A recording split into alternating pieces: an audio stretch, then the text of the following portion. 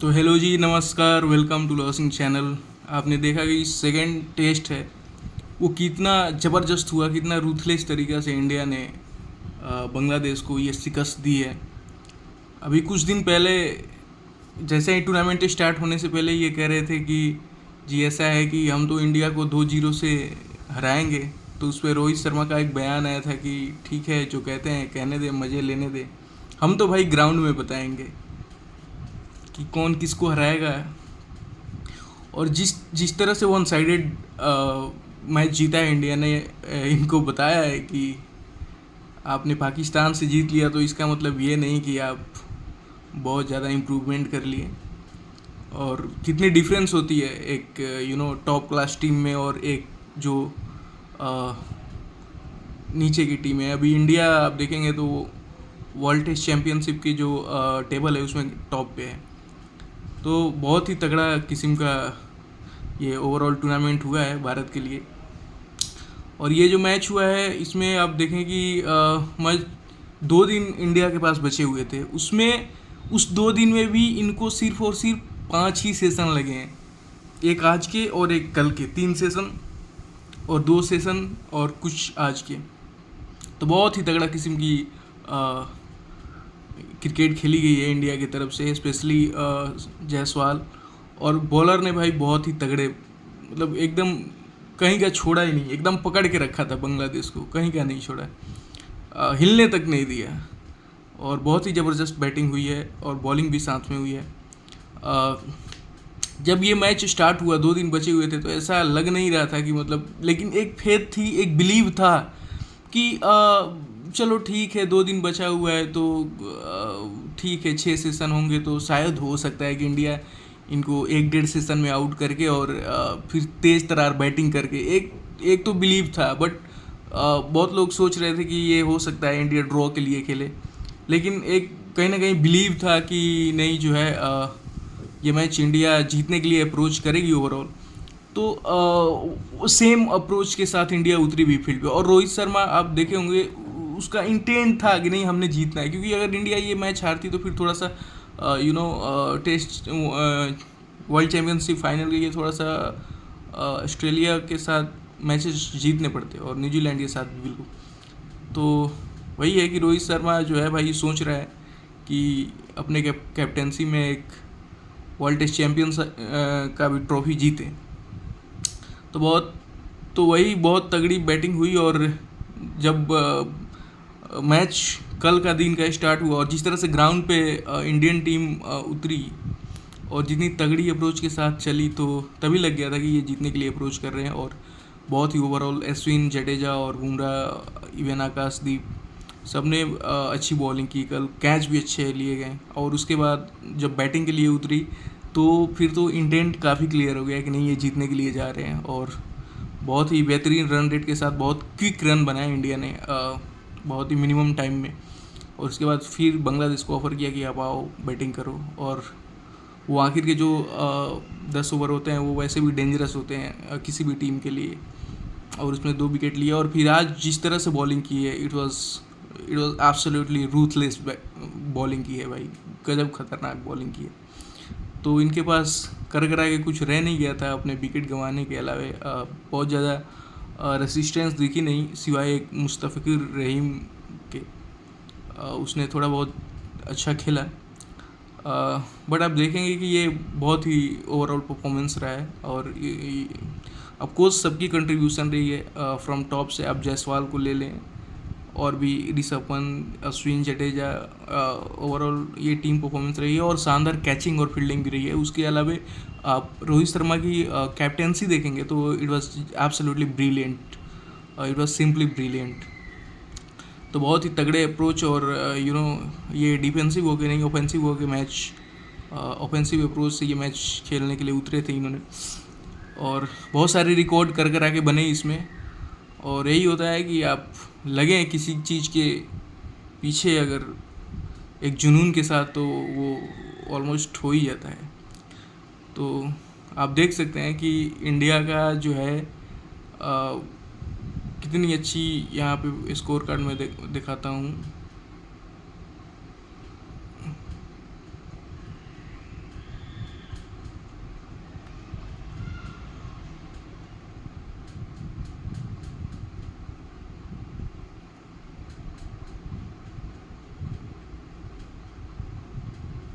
Day 5th।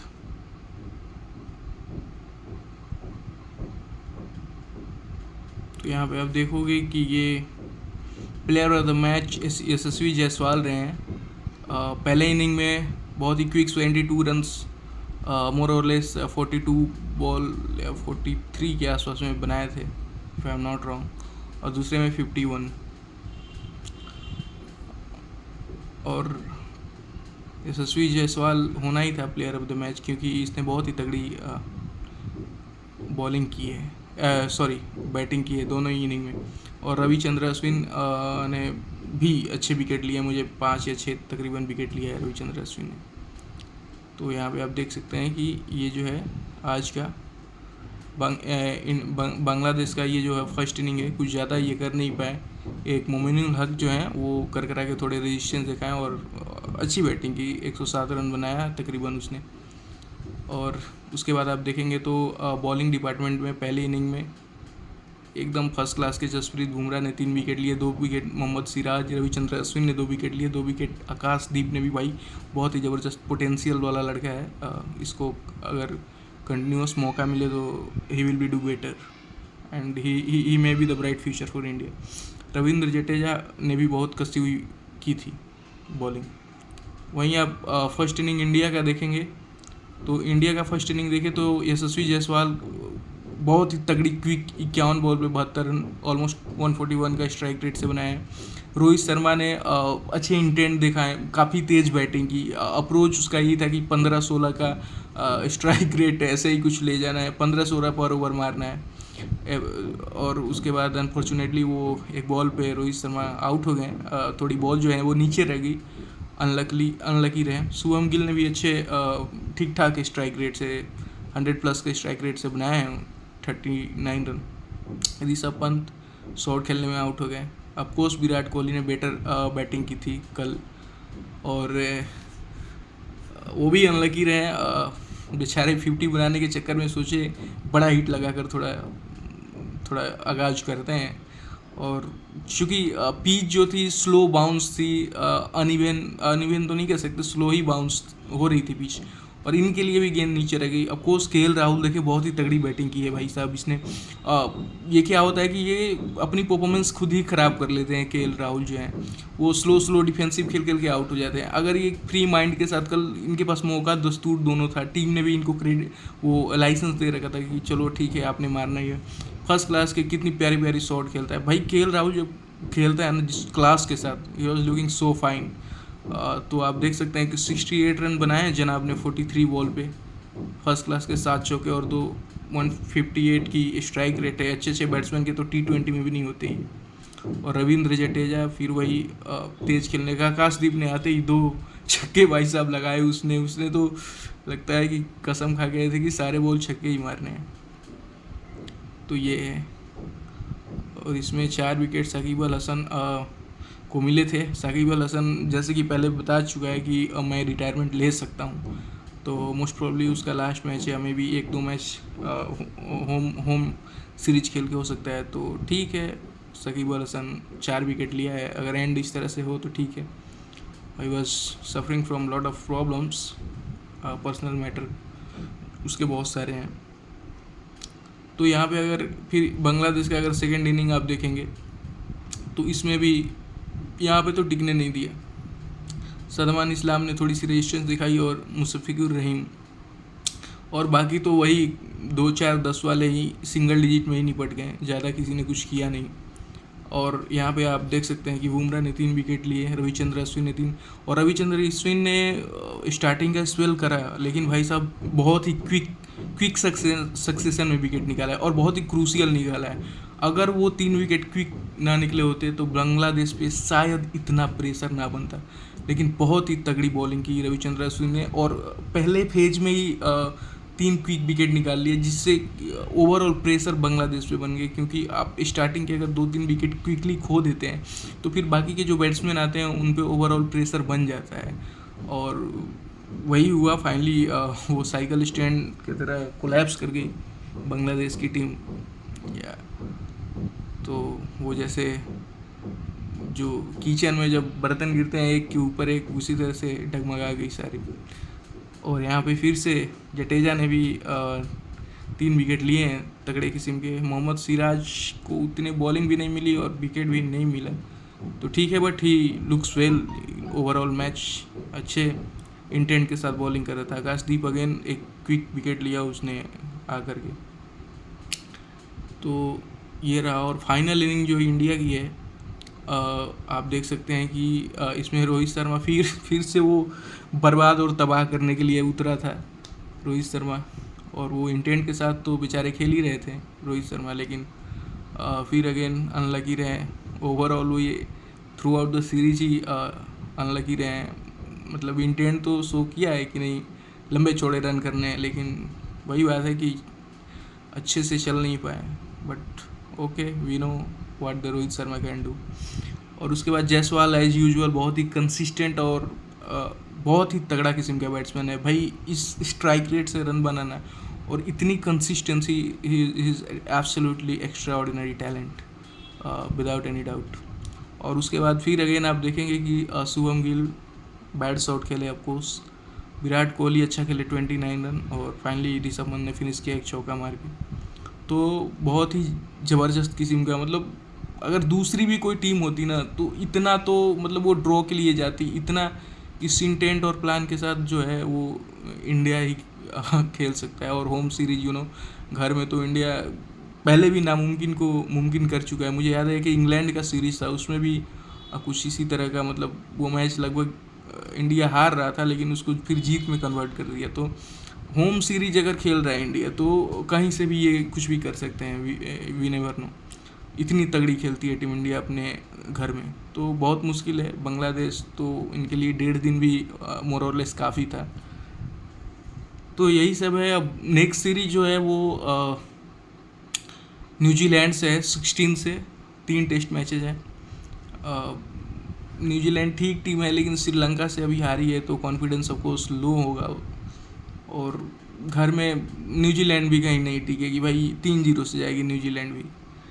और उसके बाद बॉर्डर गवास्कर ट्रॉफी है ऑस्ट्रेलिया में, इंडिया जाएगी। तो इंडिया अभी जिस फॉर्म में है और जिस टाइप के प्लेयर हैं, जितनी बैलेंस टीम है, ऑस्ट्रेलिया को आसान नहीं होगा। बहुत एक्सपीरियंस और बैलेंस टीम है अभी इंडिया का, आसान नहीं होगा ऑस्ट्रेलिया को जीतना।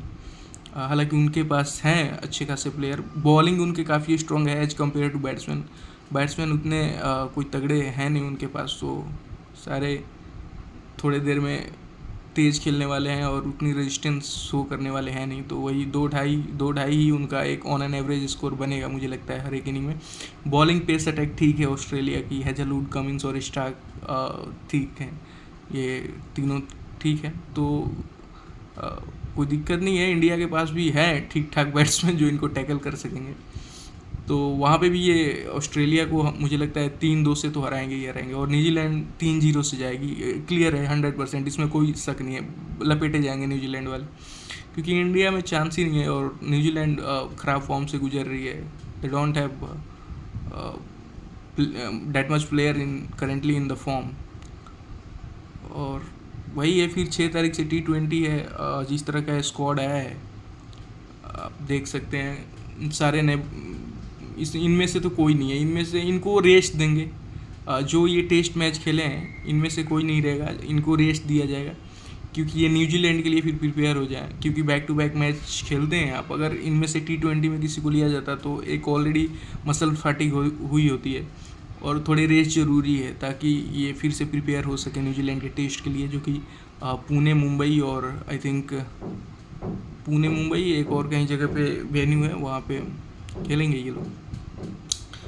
तो चैम्पियन ट्रॉफी ये जो है वर्ल्ड टेस्ट चैम्पियनशिप, इसका फाइनल इंडिया खेलेगी। और एक साइड से मुझे ऑस्ट्रेलिया जाता हुआ नज़र आ रहा है, और तगड़ी मुकाबला होगी। और इस बार का चैम्पियनशिप फाइनल इंडिया नहीं छोड़ने वाली, ये भी क्लियर है, क्योंकि रोहित शर्मा का एक वो है कि भाई T20 वर्ल्ड कप जिता दिया, एक वर्ल्ड टेस्ट चैम्पियनशिप का भी ट्रॉफी लेकर ही अब ये तो सोच रहे हैं ना, इसके तो एंड स्टेज चल रहे हैं कैरियर का। तो ये तो जाहिर सी बात है सोचेगा कि भाई जितने अक्रॉस द फॉर्मेट, जितने फॉर्मेट हैं, जितने ज़्यादा से ज़्यादा ट्रॉफी अगर मैं जीत सकता हूँ, वो एक मेरे लाइफ की अचीवमेंट होगी ऑफ कोर्स, और ये बड़ी बात है।